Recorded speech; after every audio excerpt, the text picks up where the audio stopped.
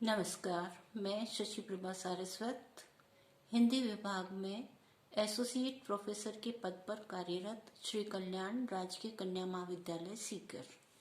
प्यारे बच्चों, आज हम कवि रसखान पर चर्चा करेंगे। पिछले वीडियो में भी हमने रसखान पर कुछ पद किए हैं और उसी व्याख्यानमाला को आगे बढ़ाते हुए निम्नलिखित पद आज करने जा रहे हैं, जो निम्नानुसार है। या लकुटी अरु कामरिया पर राज तिहु पुर को तजिडारो, आठों सीधि नवो निधि को सुखनंद की गाय चराई बिसारो, रसखानी कबो इन नेननिते ब्रज के बन बाग तड़ाग निहारो, कोटिक रो कल धोत के धाम करील की कुंजन ऊपर वारो। या लकुटी अरु कामरिया पर राज तिहु पुर को तजिडारो। रसखान कवि कहते हैं कि मैं इस लकुटी लाठी और कामरिया कंबल पर तीनों लोगों का सुख त्याग सकता हूं, अर्थात तीनों लोगों के सुख को मैं त्याग दूंगा। व्याख्या करने से पूर्व कुछ कठिन शब्द हैं, उनके अर्थ पहले कर लेते हैं, फिर आगे की व्याख्या करेंगे। जैसे लकुटी, लकुटी का अर्थ हुआ लाठी या छड़ी, अरु का अर्थ होता है ओर, कामरिया का अर्थ होता है कंबल, तिहुपुर, तिहुपुर मतलब तीनों लोग, तजी का अर्थ होता है त्यागना, बिसारूं, बिसारूं का अर्थ होता है भुला दूं या छोड़ दूं, तड़ाक, तड़ाक का अर्थ होता है तालाब, निहारों, निहारों का अर्थ होता है देख लूं, कोटिक का अर्थ होता है करोड़ों, कल धोत, कल धोत का अर्थ होता है स्वर्ण, स्वर्ण के, सोने के, धाम, धाम का अर्थ होता है घर या भवन, वारो यानी न्योछावर करना।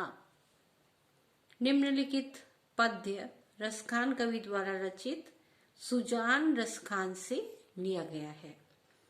कृष्ण भक्त कवि रसखान कवि कहते हैं कि मुझे श्री कृष्ण की क्रीड़ा स्थली के कुंजों में विचरण करने और नंद की गायें चराने का सुख मिले तो मैं उस पर तीनों लोकों का सुख, आठों सिद्धियां और नव निधियों का सुख भी न्योछावर कर दूं। रसखान कवि कह रहे हैं, या लकुटी अरु कामरिया, कि मैं कृष्ण की लाठी पर, छड़ी पर और कंबल पर तीनों लोगों का सुख त्याग दूंगा। नंद बाबा की गायें चराने को यदि मुझे मिल जाए तो उस सुख पर मैं आठों सिद्ध नवों निधि को सुखनंद की गाय चराई बिसारूं, आठों सिद्धियों नवों निधियों का सुख भी त्याग दूंगा।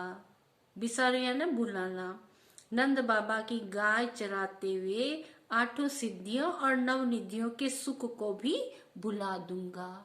यदि मुझे नंद बाबा की गायों को चराने का अवसर मिलता है तो आठों सिद्धियां और नवनिधियों के सुख को भी त्यागने के लिए मैं तत्पर हूं। गाय चराने का सुख मिलने पर आठों सिद्धियां और नव निधियां सबके सुखों को त्याग दूंगा।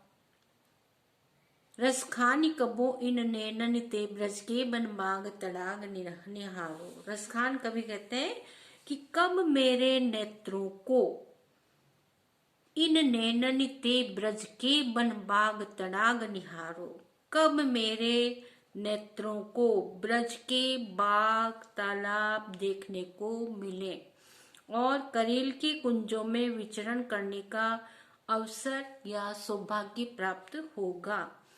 ऐसा अवसर मिलने पर मैं उस सुख पर सोने के स्वर्ण के करोड़ों भवनों को भी न्योछावर कर दूंगा।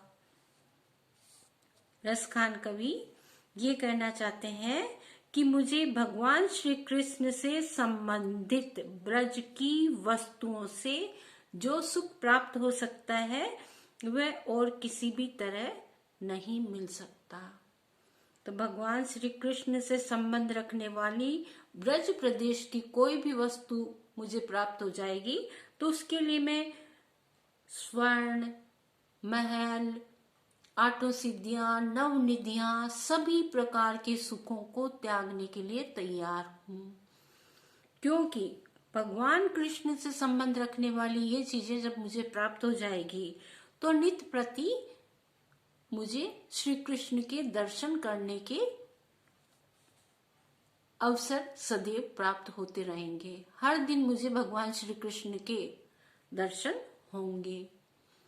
इसके लिए मैं सब कुछ त्याग सकता हूं। तो सूरदास जी की भगवान कृष्ण के प्रति अनन्य भक्ति प्रस्तुत हुई है।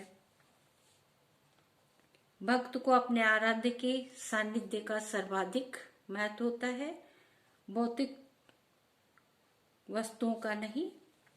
अनुप्रास, काव्यलिंग इत्यादि अलंकारों का प्रयोग हुआ है। सवैया छंद की पद योजना गति यति के अनुरूप की गई है।